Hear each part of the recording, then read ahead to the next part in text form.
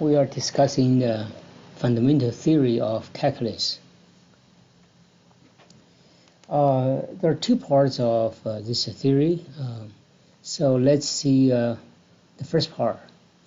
It says, given a function f, if we integrate from a to x and then differentiate, then what we get is f itself. So it's just saying the differentiation operation cancels out the integration pretty much, right? So like two operations in this order: integration first, then differentiation. Okay, or in a way it says integration is the inverse. Differentiation is the inverse of integration. So that shows regulation between differentiation and integration in this fashion. So they're inverses of each. They're inverses of each other in the end. We'll see. This is just a part of it, and it's a very basic relationship. That's why we call this result as a fundamental result or fundamental theory of calculus. This part of the result actually shows us a way to find the derivative of a function of this form. So if a function is given in the form of integration, to differentiate it, very easy. Just copy down the function. Of course, replace the integration variable t by x. Just that. So this is some application of this result. Now, following this kind of application topic, we see that if more generally a function is defined by a more complicated integral from a to a function instead of just x in the basic form, right? So how do we differentiate that? Well, we would actually apply the chain rule. So it's like a composite function. There's an integration relationship, then there's this function is like the inner function, so like a two-layer kind of a structure. So we would apply the basic form to put g in here for t. So we would have f of g. This basically is the derivative of the outer function. That's the integration structure. And then, of course, there's the inner function g, all right, to differentiate. So this is a chain rule, all right? Let's see then some examples. Say we have a first a function y defined through an integral from -2 to x, all right? So normally we would evaluate, find the antiderivative, so on, and figure out, right, figure out an explicit expression in x. But with this fundamental theory, it says we don't have to do the integration at all, because this is an integration of that. If we're going to differentiate this whole thing, we'll just get this part as our answer, like here. So we're going to just copy down this thing, except we're plugging x for t. So for this function, y prime is simply x over square root of x plus 1. Okay. Make a note that we basically have the same structure, just like that we see in the theory. Notice in this theory, the lower limit a could be any number. It doesn't matter. It disappears. Okay, so it doesn't matter what the lower limit is. Like in this example, we have a -2, but we're not going to see that. The -2 will never appear in the result in the derivative. Just copy, pretty much just copy down the function. All right, let's see next. So this time we have a function defined through an integral 2 to x of t squared sine 4t. What's the derivative of this function? How do we find the derivative? Well, basically just pretty much copy down this structure. Let me use we'll pretty much copy down this structure again, except variable will be replaced by x. It's just simply x squared sine 4x, and that's it. So pretty simple. Now let's see more generally. Say this function, of course, is defined through an integral. It's an integral from 5 to sine x. So it's not simply x. It's not simply x like in this general, in this basic form. It's in actually this general form. It's a number to some function. So it's a number to this function, but we know it's pretty simple too. We will basically apply the chain rule, or just the formula here, which is based on chain rule. So we will plug in the g for the integration variable, and then differentiate the g.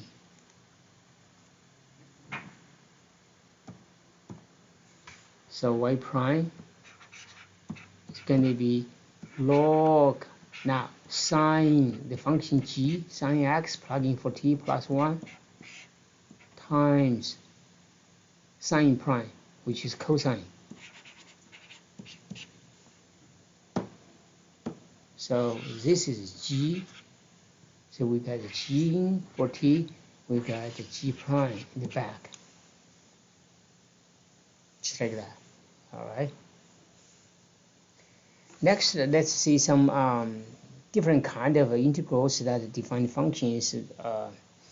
So here's a y defined as integral x to 4 of this function, right?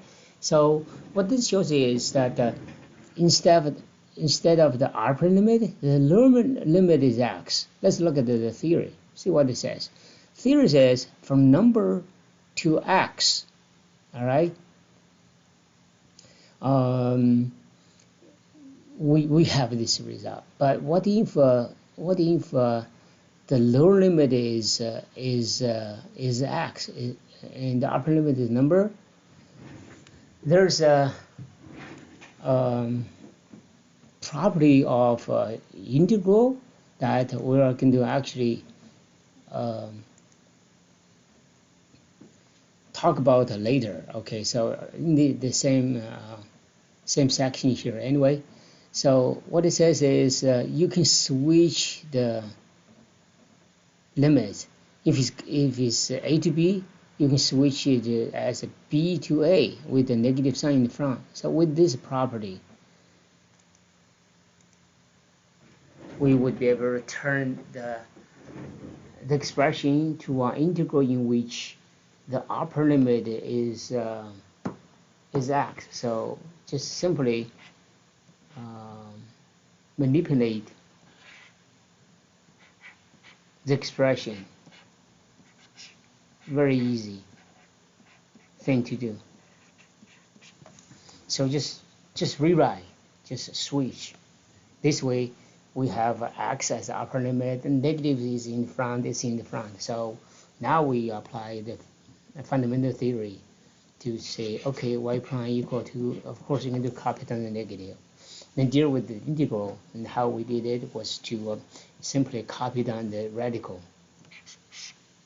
and replace t by x. And that's it. Again, you can see besides the negative that we copied on, we pretty much just have the same expression as the integrand. The expression inside the integral here with the t replaced by x, right? Shows you how you can switch limits sometimes. And one more example here. So this is of course a little more complicated. I just want you to know what you would do. So this time we have an integral in which both the lower limit here and the upper limit are functions, right? What do we do? Again, we will rely on property of integral here to break it up. So if you're going to go from a to b, right, you can stop at the c first, a to c and c to b, and this is a formula we would use to break up the integral. So if you break it up first, choose any number. So you go from negative x squared to 5, you know, or to whatever number you want.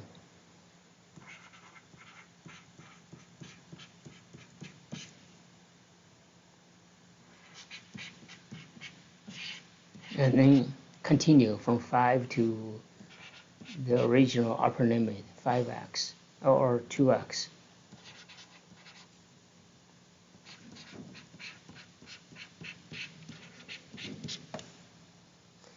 So you can see the second integral here.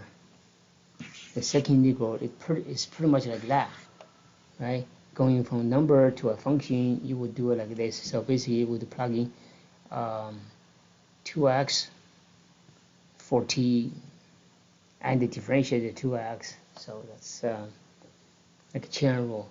For the first part, the first integral here, you would of course switch it. You would switch the limit because you don't want to have lower limit as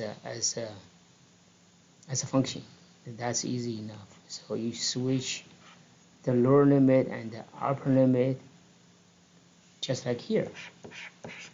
X to 4, we turn to 4 to x with the negative sign in the front. So for this integral, the first integral, you would do that. Okay, so in the end, you want to find the derivative. You differentiate this part. You copy down the negative sign and plug in negative x squared for t here in this expression. So the answer is negative 1, that's your sign, times cosine 4 times negative x squared plus 1. Just plug in and of course differentiate, that's a negative 2x. Just like how we did it here. Plug in the upper limit. In this case, upper limit is negative x squared. Plug in negative x squared for t and differentiate negative x squared in the back because of the chain rule here.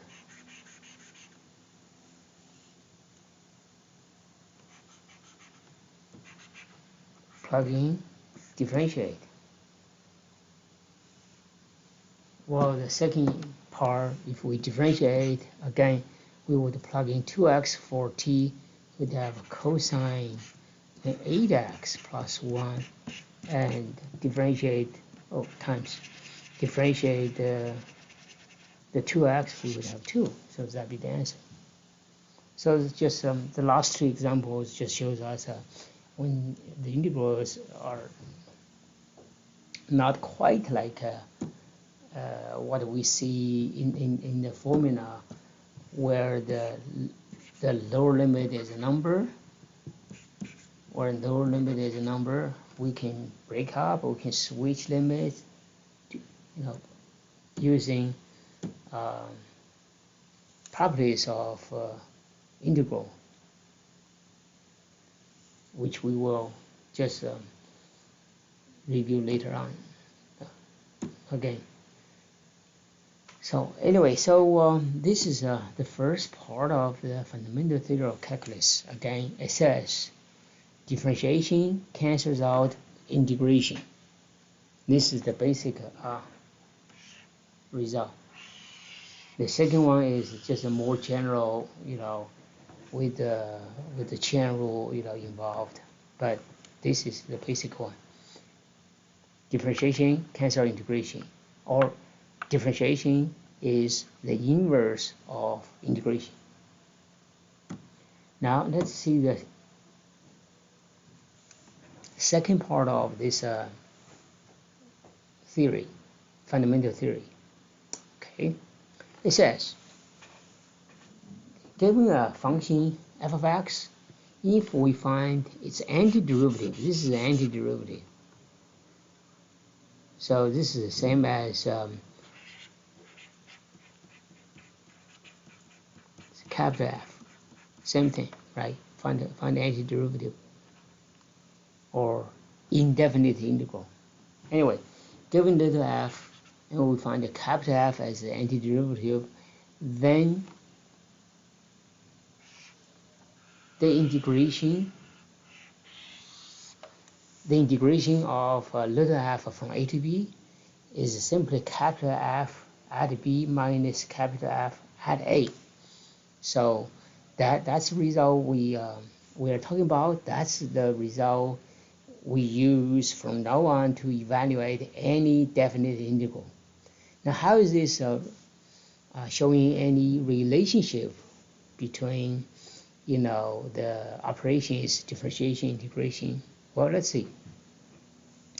Like we talked about here, the capital F is antiderivative, therefore little f is like a derivative f. So if we plug in f prime, we plug in f prime for f here, and replace the b by x, we end up with this result. Okay, since we're using x as the upper limit, we're not going to use x as integration variable. Integration variable can be any letter, so we use t instead. All right, so this becomes this. Now it's clear. This result shows us pretty much integration cancels out differentiation, right? Look at this expression. Differentiate first, then you integrate. Result is pretty much is f itself. There's a constant.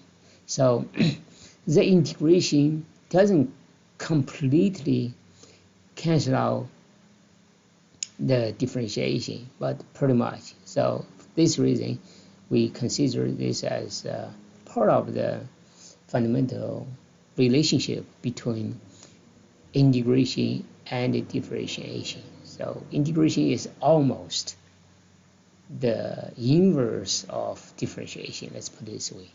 All right, but anyway, this is important. This is this is showing again somehow the relation between integration and differentiation in a different order, the opposite order, right? But more importantly, again, let's get back to this formula here. We can use this result to evaluate a definite integral. All right. This result, of course, is because of the relationship here. So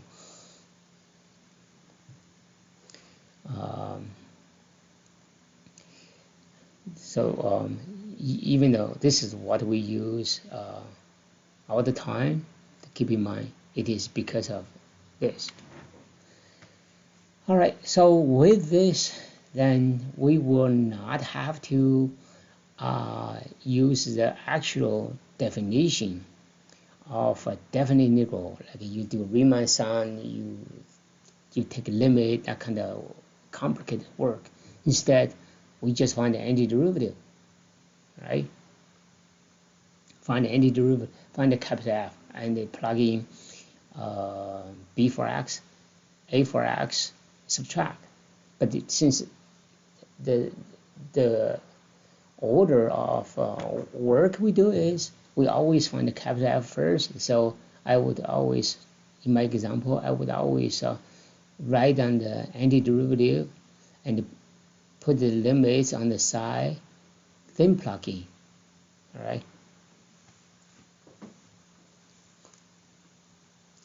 So with this, basically, all we need to do is find the antiderivative. And here is a table of antiderivatives we've learned.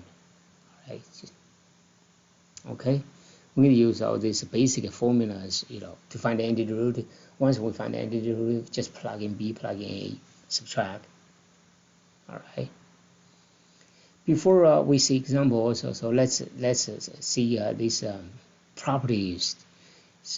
Here we use some of the properties. Sometimes, like you see, even when we try to find the derivative of functions defined by some special integral, we needed to switch the order. That's one property. We need to break it into parts. That's another property. So let's see those properties. We usually don't use them, use many of them, but you never know. So it's important to know those properties, and there are more in the textbook. The common ones that we use, just sometimes you have many functions in the sum or difference. You could do integration respectively. All right. And if there's constant factor, you can pull it out. So I want to emphasize those, in particular those two, because this shows that the integration is a definite integral operation is linear. Those two properties are called linearities of definite integral. And then the others, that you can find in the textbook too. All right, with that, let's just see, how easy now it is to evaluate definite integral. So the second part of fundamental theory basically says just find the capital F, find the antiderivative, and plug in upper limit, plug in lower limit. Okay. So this is nothing new. So we would find the antiderivative. 2x squared, we copy down the 2. X squared, learn the formula too. So we would use, for example, this formula, power.